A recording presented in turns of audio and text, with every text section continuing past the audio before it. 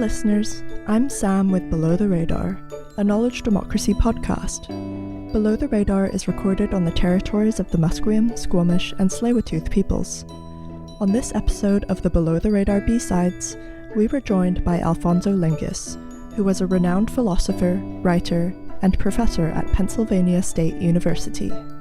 Alphonso passed away in May 2025, and we're pleased to share this conversation where he discussed his recent writing, some of the thinkers who were important to his work, and notions of community and mortality. Enjoy the episode. Hello, welcome to Below the Radar. Delighted you could join us again this week. We're here with Alphonso Lingis. Welcome, Alphonso. Thank you very much. Wondering if we can start with you introducing yourself a little bit. Yeah, I taught for most of my career at Penn State University in the philosophy department. And I published, I don't remember, I think something like 14 books. Yeah, I suppose you've been retired for some time, but I imagine you haven't stopped writing or thinking or being involved in things. I'm wondering what keeps you busy these days.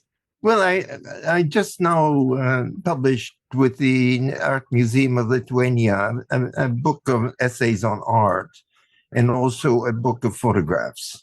Oh, fantastic. Yeah, I wanted to begin with, one of the books that you did a number of years ago, The Community of Those Who Have Nothing in Common. I've been lately working with a friend of mine on some work around friendship and community, my friend Matt Hearn, who really enjoys your work, and wondering to speak just a little bit about where that project started for you. All of these debates or discussions around friendship and community oftentimes are talking about the other or the stranger. It sort of goes back to the beginnings of Greek philosophy in many ways. Plato and Aristotle talk about the others coming as well. And I'm wondering, the debates that happened in the early 80s with people like Jean-Luc Nancy's book, The Inoperative Community. There was Blanchot's book, The Unavowable Community, Gumbin's Coming Community, a number of those. And I'm wondering, how you situate your own work in relation to some of the writing that was happening at the time. Because, Jean-Luc Nancy, he passed away a couple of years ago. And one of the things he said when I interviewed him was that we've still have not solved the problem of community, of how it comes together, what's inside and outside community. Just because a community exists today doesn't mean it will be obliterated, that it could be obliterated tomorrow. Like what we hold together doesn't necessarily mean it's going to be a forever thing. And I'm wondering if you could speak a little bit to how your idea of community has evolved. And it was interesting speaking with Jean-Luc, just because, he had been writing on this for 40, 50 years. And here he is close to passing away a few months before. It was about 4 months before he passed away. And he said, we have yet to resolve this problem. And I wanted to kind of pose that question to you about how you think about it and the continuing issues of the inside, the outside, the other. And those three authors that you mentioned were very important to me. Yeah, I think even the understanding of what community is so far weak, since most of our attention has been directed to the political structure, the nation, or the economy. And so we have a clear, rational understanding of these, but communities which exist in our work, among our workers, among our ethnic groups, people of our language, people of our religion, have a completely different structure. There, the profit motive is not operative. So the understanding of these communities, I think, is not very well understood so far. It's not really so far focused in understanding. I think there is some understanding in anthropology, because one understands that every society develops their own language, or even every subgroup, like inner city gangs develop their own language, their own dress values, and so on, their own forms of relationship. And they're always developed in aware of other groups. I mean, even the most isolated group, like the Amish or the ultra-Orthodox Jews or isolated groups in the Amazon jungle, are aware of other groups around them. And they borrow from them to some measure, although the things they take in, the ways of thinking and ways of acting they take in for themselves, they do adapt. They do integrate it into the cultural structure they already have. A group in this way, a society produces its own identity, its own psychological and social identity in contrast with others. There's always, of course, a tendency to think that my way of life, my way of thinking is good. It's good for me. It's, that's my experience. And that the adjacent ones, therefore, are less good. So there is always this, I think, almost intrinsic tendency to be antagonistic to the other groups. This is a major issue, a major problem. And theoretically, we don't really understand. Now, there's some thinkers today. I'm thinking about people like Ishil Mabembe, who's at Wits University in South Africa, originally from Cameroon. And he talks a lot about the planetary and notions of a kind of borderless world. This idea that the planetary or the earth is a collective inheritance, and this notion of nations and borders and things, he talks sort of about the notion of the right to move, that human beings have always moved through spaces across the earth, and that these entanglements of borders, that the accident of one's birth shouldn't determine where they can move and travel through, and that we already have an inequality built in right at the moment of birth, depending on where it is, what condition, what site we're born in. And so I'm wondering if you could speak kind of to that notion of how the notion of the planetary and movement and how that could relate to community. And I do think it's not adequately understood that all the great urban centers of civilization have always been multicultural. Mm-hmm. That was true of Egypt, of Greece, of Lhasa. There were specific communities in there that maintained their own identity as a community. They maintained their own language and religion and so on, integrated into city, which was dominantly of another culture. I guess we all know that the Jews in North Africa were integrated for centuries in those cities until the 6-Day War. And there were not pogroms in Africa, that they occurred in Europe. So it does seem like historically we can see that people have been able to maintain positive relations with other communities. Well, now immigration is certainly going to massively continue and increase as a result of global warming, making many zones of the planet, less inhabitable, and the draw of differences in economic conditions.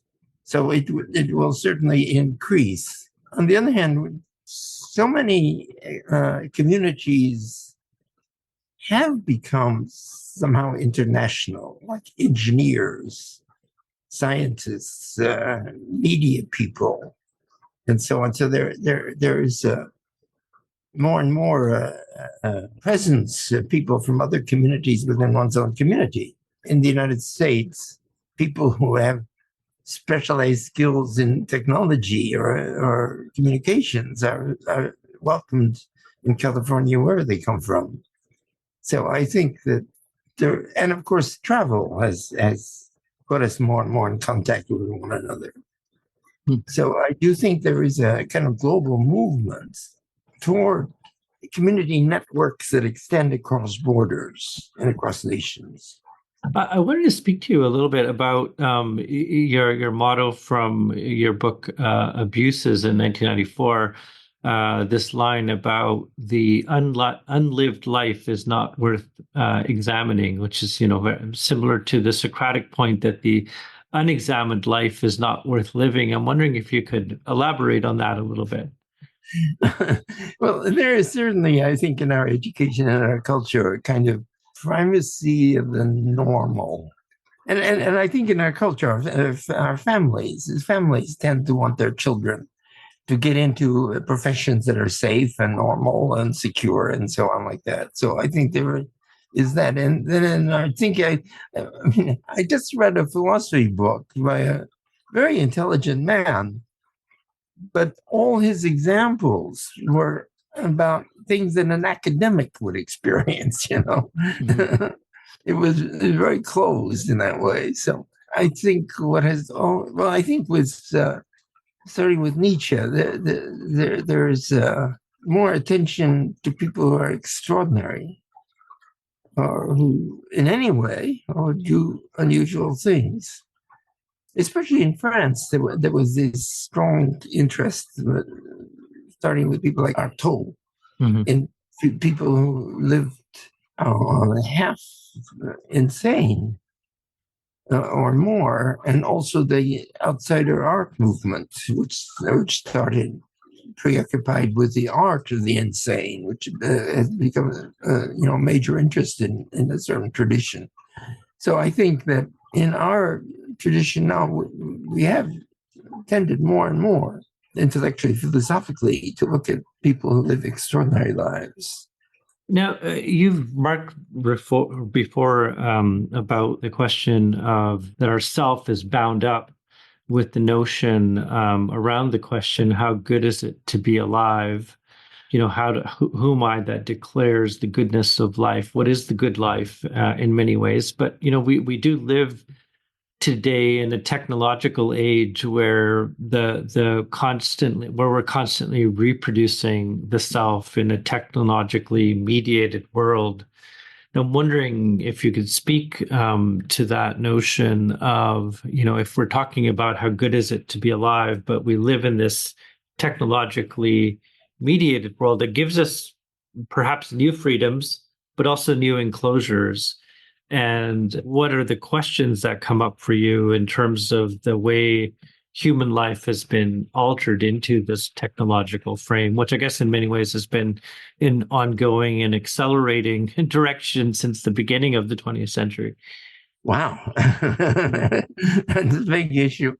Yeah, but certainly we have ourselves changed as a result of communication technology. I mean, our thought patterns are quite different since the internet and computers. We will certainly continue to do so. When our technological world recreates our environment so that we will be far removed from the environment which we ourselves go into.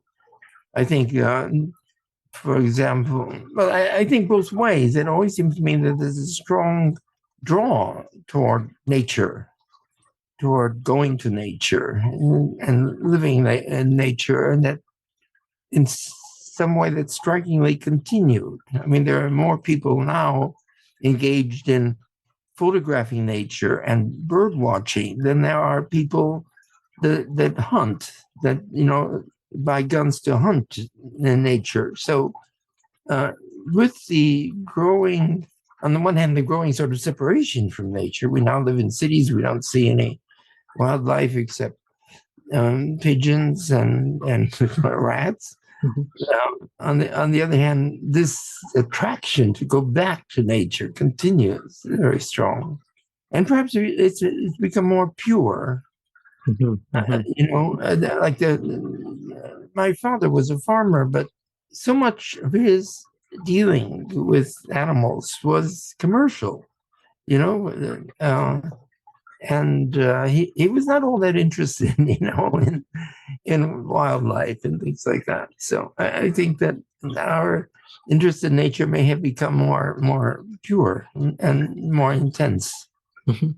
I know that throughout your work, there's a number of thinkers who have influenced you, but I'm wondering if you could just speak a little bit to the work of Emmanuel Levinas and how his work has affected your own or impacted your own work.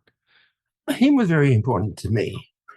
And I think the center of it is his isolation of the experience of being faced, being contested, being intruded upon, being appealed to by another. He sort of centered that to him was a fundamental ethical experience. Mm-hmm. So for him, the ethical experience is not the moral laws, the universal moral laws that we can devise and so on, but rather this very concrete ethical experience which exists, and I can argue which could be extended beyond humans, be extended across species also, because one could also be contested and confronted with deer, with a seagull, and so on. I think Levinas was the most original and most forceful ethical thinker of our generation. Yeah, he's definitely continues to remain relevant. Wondering, there's in some of your work, you talk about mortality, like the human relationship to death. And you're what, roughly 90 years old, so you must think about it as well. I'm wondering how your thoughts have changed around notions of human mortality, but also in how communities come to terms with death. Yeah, I was originally very strongly affected by Heidegger. This concept that to realize that one is mortal, that one will be cast into nothingness, reacts upon oneself, and that one senses oneself, what one's own possibilities, one's own capacities, and that is for Heidegger the beginning of living on one's own, not living controlled and controlled by cultural models and people. As I went on, I found Heidegger's doctrine weak in many ways. He says in his essay on the death of Ivan Ilyich that he emphasizes that when one confronts one's death, it's one's own death that one feels in anxiety. And to the death of other people is for us a spectacle. He talks in that story of the people who go to the death of the funeral of their friend and come back reassured that we are alive, and that person has simply become an immobile corpse. But that I thought was weak. I thought that with when I feel myself vulnerable and mortal, I come to understand, like not before, the suffering and mortality of other people. And that when I die as anyone dies. My own death is not individualizing in that way. I die with others and as others die. So I wanted to emphasize this essential, you could say, community in being mortal. Also, this is a business that I've been trying to think about quite a lot recently, is that Heidegger's idea that when you die, you become nothing. That really isn't true, because the deaths are with us for a while. And I think we have to think about this understanding of the way they are with us. Of course, in some ways, they're with us through their commands, through their advice, through their orders. that continue to speak to us after I obeyed their orders and their injunctions when I didn't see them, when I only spoke to them on telephone. And now when they're no longer alive and I don't see it, it's not essentially different. So their advice, their instructions, their values continue to guide me and order me. So I think that this sense of being there, which is not like a physical being there, but it's also not simply imagination. It's not simply that I construct this for myself. Because in thinking of them, I think of them the way they were and what they said and what they did. And that continues to affect me and guide me. The whole question of an afterlife continues to puzzle me because on the one hand, it's so universal and so ancient. On the other hand, it's often not like Christians imagine it. The soul, the same soul that was alive is there, still there in another world in heaven and so on. Very often it's not that. I was thinking, for example, in the island of Bali. In Bali, like in our culture, when a child is born, we think of him as Joe's son or Joe's daughter. But in Bali, it's the reverse. The newborn child has a strong identity and gives identity to the parents. So the father would now be Joe's father, and the grandfather would be Joe's father's father.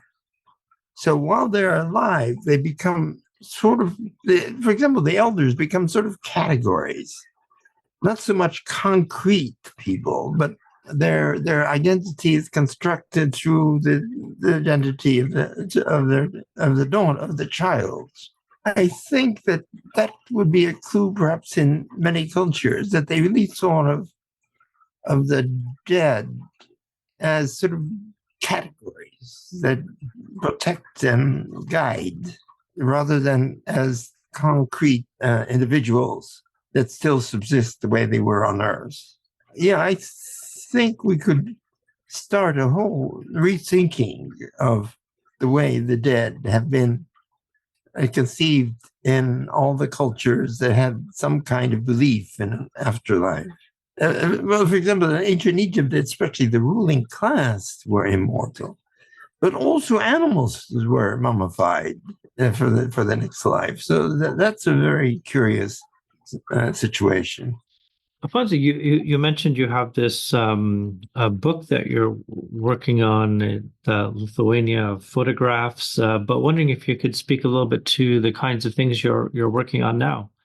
Almost all my books have been collections of essays, and essays that usually started either in a class lecture or in a public lecture of some kind or article.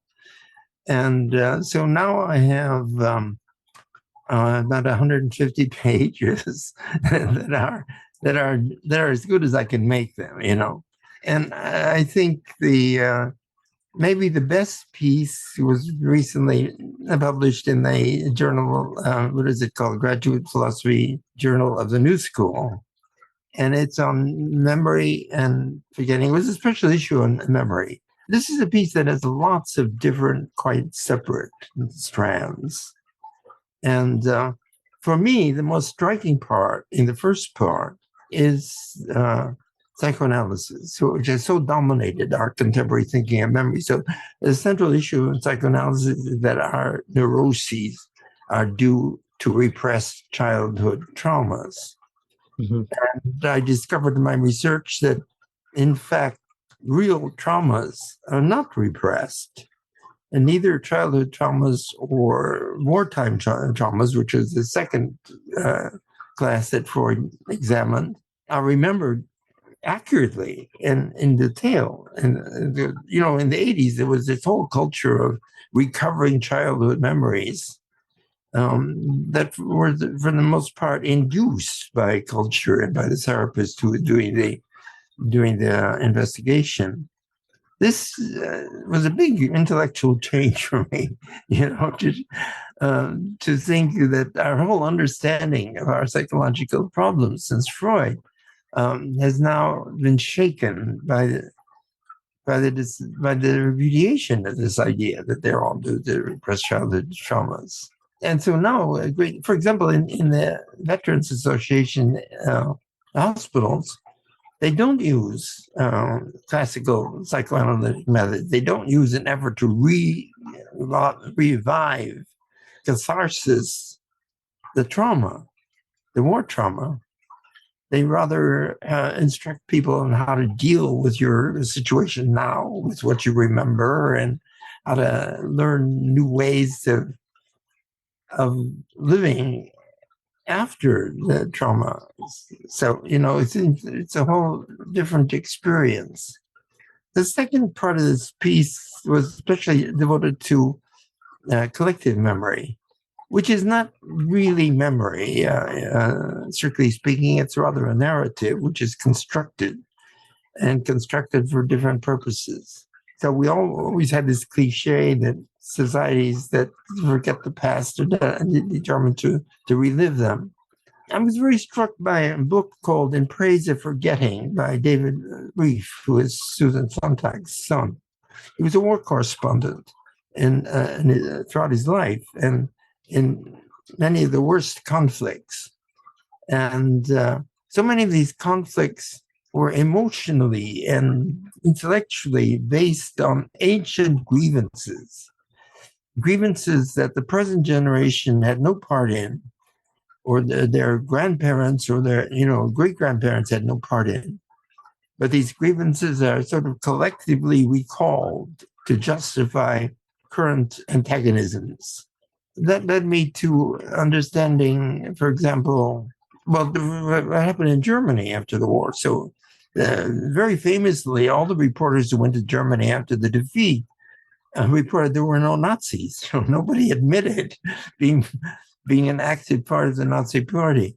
So there was this sort of mass collective denial. I mean, it was only the small group around Hitler that duped the rest of us. And then they taught their children, that they had no part in it. And then in the 60s, many of their children began to discover what their parents and parents' generation had actually been doing during the Nazi period.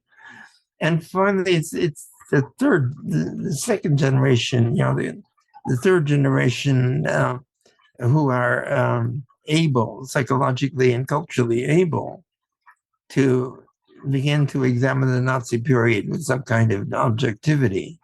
And so that is kind of puzzling because, it's sort of theoretically puzzling because we've been taught that you had to face the past. You had to discover the truth. That truth will make you free and so on. But as a matter of fact, what happened was the experience of the recovery, of the economic recovery, the vast number of men who were either killed or disabled meant that women massively entered the labor force. The great number of immigrants, there were German populations from Poland, from Hungary, and all these other countries who were brought in by the thousands with a different experience, German experience, who then mingled with the population that began to give the general population a different view. And also the economic success led people to accede to the democratic state more and more. It's interesting that the recovery didn't really go through a phase of facing the past, of telling the truth and so on. Yeah, and I think that I earlier studied war in Cambodia, and there again, the demand of the outside community to bring the past to trial and expose the truth and the limits of that. Yeah, I've been thinking a lot about reconciliation. Since the Second War, almost all the wars have been civil wars, and they typically go on for 10 years and then often restart. And so that seems to me the most urgent and most intractable political issue of our time. So the task of reconciliation inevitably involves some kind of amnesty, some time of forgetting the crimes of a lot of people. I mean, one doesn't go around in Germany, they did the Nuremberg trials, but they didn't go around and arrest everybody who was involved in the Nazi Party. So there's always a kind of forgetting, a kind of amnesty, and an effort to start again. So I think this forgetting is an essential part of our effort to live together. I think that's true on a very personal level. You know, of all the slights and harms that I may feel from my friends, I don't want them to confess and ask for forgiveness and apologize. If they're friends, if I like you, I want to be with you. Let's forget that. You know, I think that's on an individual level, that's true. Mm-hmm, mm-hmm. Alphonso, is there anything you'd like to add? I guess there's one idea about friendship. Mm-hmm. That's a new idea for me, that hope is an essential part of it.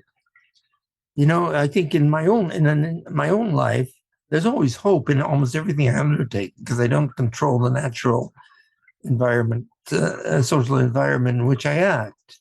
So there's always some degree of hope, but usually we don't realize it. We don't think about it. It's minor, and it's only on sort of dramatic occasions, when I get sick with a serious illness, when I decided to pick up everything and move to California, when I decided to enroll in the medical program and so on, that I really feel a strong presence of hope. But it seems to me with our friends, hope is much more present. We hope that they will succeed, and they'll have a good life, and their children will be happy, and so on. And I think the hope is more dominant because there's less that we can do about it. You know, in our own situation, if I want to go to graduate school, I knew a lot. I don't know if I'll succeed, but I can do a lot to be sure I succeed. With our friends, if they get into terminal illness, I mean, we could console them, we could encourage them to take the chemotherapy and so on, but it's limited. You know, it's indirect, the influence that we would have. So I've come to feel that hope is such a strong presence. Mm-hmm. Mm-hmm. Our friends. It's also with our children. I mean, I didn't want to talk about relationship with children, but you know, it's always there with children. You hope they're going to do well, they'll succeed, and so on. So hope is such a strong element. It's such a strong element in our experience that I think it would be well to think about. You know, when you're a student in the university, they have counselors to figure out what your talents are, what your likes are, and then to where the jobs are and where the opportunities are. But it's almost as though, you know, you could just fit in, you know, be predicted. But there's so much hope in our lives, and so much hope in our lives with our friends. Alphonso, it's been so wonderful to speak with you. Thank you so much for taking the time to share some thoughts. It's really been a pleasure to have you on Below the Radar. It's a pleasure for me. And I just discovered your book, you know, when I was looking an hour ago. So I'm going to order it and read it right away. Oh, fantastic. Yeah, thank you. Thank you so much. And have yourself a wonderful day. It's great to be able to speak with you. Thank you. Below the Radar is a knowledge democracy podcast originally created by SFU's Vancity Office of Community Engagement. The Below the Radar B-sides are supported by Vancity Credit Union. Thanks for listening to this episode with Alphonso Lingis. Find out more about his work in the show notes. Thanks again for tuning in.